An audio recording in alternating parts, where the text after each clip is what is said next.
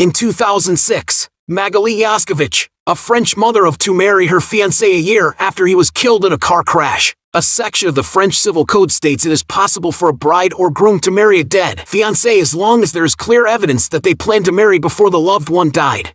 Wearing that same dress, Yaskovich married the father of her two daughters. "I'm not really in the mood to celebrate," she told journalists. "We're going to drink a cup of coffee and I will thank those who have supported me." Government figures show that posthumous weddings, although unusual, are not as rare as might be expected. Dozens are said to take place in France each year.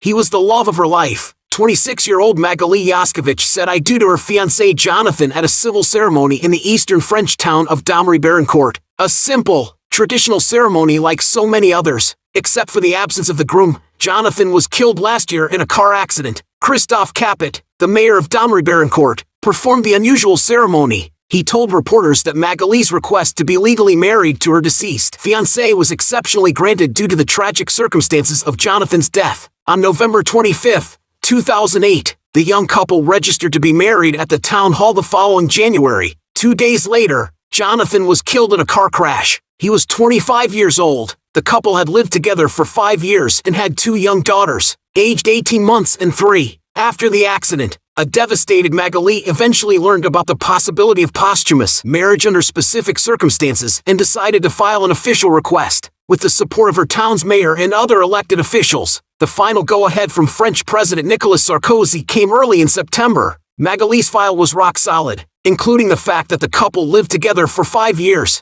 had children, and had already picked a date to be married. The bride had even already bought her wedding dress, explained the mayor. Magali wore her white gown to take Jonathan as her lawfully wedded husband. A portrait of her late fiancé was propped up on a chair next to her during the ceremony. A small gathering of family and close friends around Jonathan's grave followed the union. Magali became a widow today at her wedding, said Christophe Capet after the ceremony. Visibly moved, she now wears her wedding ring on her left hand and her husband's on a small chain around her neck.